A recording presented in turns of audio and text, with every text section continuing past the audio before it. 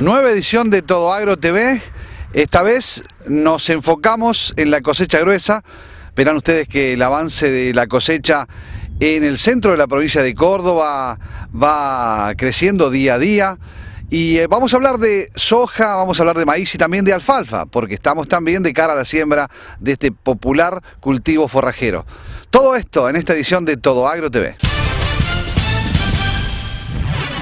La cosecha gruesa está enmarcada en un contexto económico que es interesante empezar a leer. Para tener mayores certezas lo consultamos a un experto, el economista Carlos Sellaros. Nos decía cómo será la economía del 2010 y qué pasará con el mercado granario y de commodities agrícolas.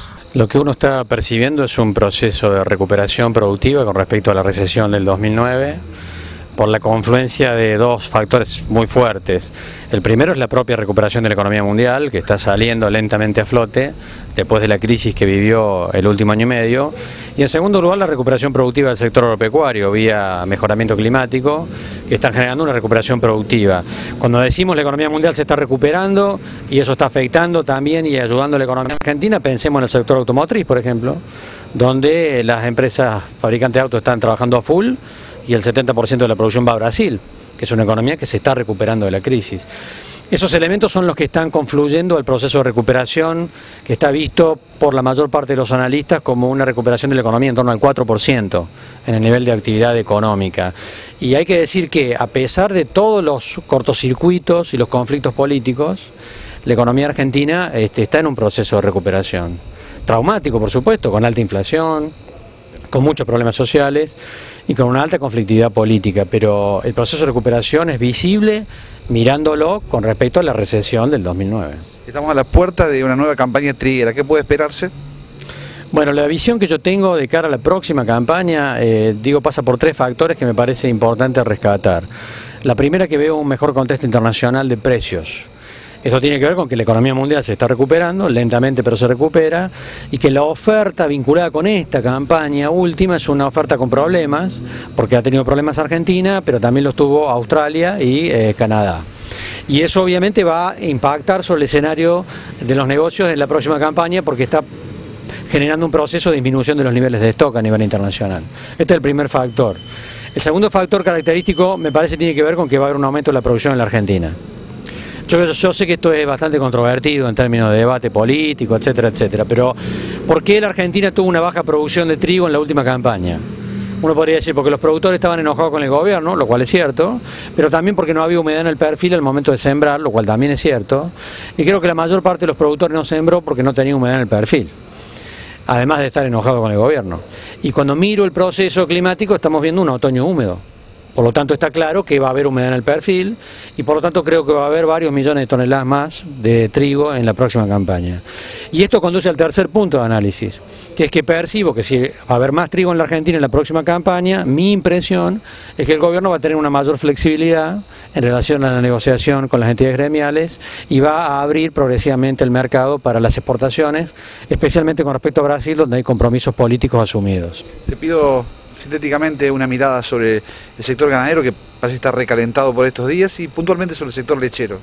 Bueno, es cierto que la invernada está en una pequeña burbuja, llamémosle así, y que va a haber algún proceso de descompresión parcial, pero lo que también está claro es que el escenario de negocios del 2009 no va a volver por años.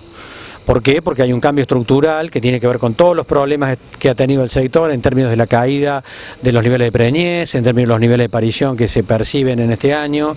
Creo que hay un punto de inflexión que marca un antes y un después de enero del 2010. Y creo que la ganadería del 2009 y el 2008 no va a volver más por muchos años y creo que hay un escenario de negocios interesante de aquí en adelante. Por más que uno diría, ¿entrarías esta semana al negocio ganadero? Esta semana no, porque la invernada está claramente cara, está un poco inflada.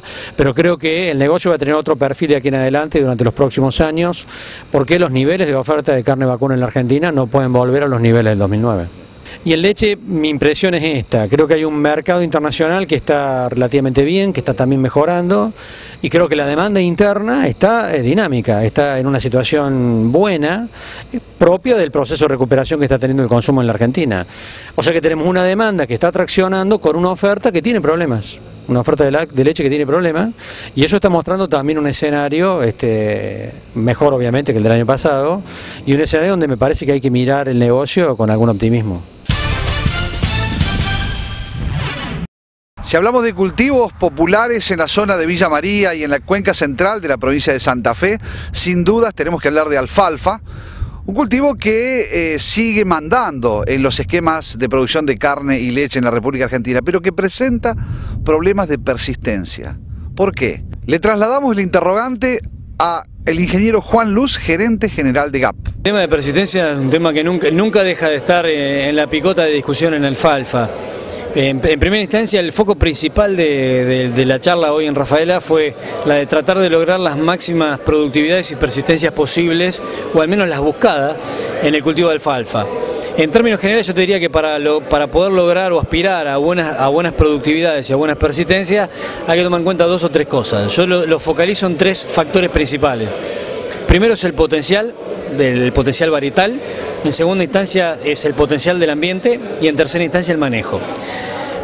Los 3 elementos a grandes rasgos son los grandes definidores de la capacidad de producción y de la persistencia de una alfalfa. Y si bien los 3 están relacionados, ninguno es independiente. O sea, todos afectan a todos dentro de esos 3 grandes grupos. Dentro de lo que es el potencial genético, tuvimos un salto tecnológico muy grande en los últimos 10 años, que es una mejora notoria no solamente en la capacidad de producir pasto de las alfalfas modernas, sino que eso está potenciado, sinergizado de alguna manera, por la gran evolución que hubo en resistencia a enfermedades de raíz y de corona, que son te diría que los principales definidores de las persistencias. Entonces, en primera instancia, si tengo que pensar en un manejo para lograr la máxima producción y persistencia en alfalfar, primero, elegir una variedad moderna con potencial de producción de pasto, pero por sobre todas las cosas que tenga un perfil sanitario que me permita tener a esa alfalfa altamente productiva mucho tiempo produciendo. Con el segundo factor que has descrito, que es la cuestión del ambiente, digamos. La cuestión ambiental es el otro elemento que define mucho el potencial de producción y la persistencia. Desde el punto de vista del potencial de producción, el tenor nutricional o la disponibilidad de nutrientes que tenga la alfalfa es fuertemente determinante. De la productividad seguro, de la persistencia me estoy empezando a convencer de que posiblemente también tenga cierta implicancia. Desde el punto de vista de lo que es nutriente, siempre hablamos de las necesidades de fósforo y de calcio de la alfalfa, que es una gran demandante, y nos olvidamos mucho de las necesidades de nitrógeno, que son enormes, y muchas veces nos apoyamos demasiado en la potencialidad que puedan llegar a tener los inóculos, que si bien el potencial de fijación de un alfalfar bien inoculado es enorme, la capacidad de producción de la alfalfa también es muy grande y me parece que no le alcanza solamente con eso, y hay que repensar un poco el tema de la necesidad de nitrógeno y del aporte externo, principalmente con lo que es fertilización. ¿En cuanto al manejo? En cuanto al manejo, me parece que el ABC a respetar, digamos. Fundamentalmente te diría que el ABC del manejo de la alfalfa es tener bien en claro de que un buen manejo de las reservas de raíz y de corona, te diría que es el ABC fundamental de la producción y de la persistencia también. Las cosechadoras siguen trabajando en los lotes en la zona de Villa María, sigue avanzando la recolección de soja y de maíz.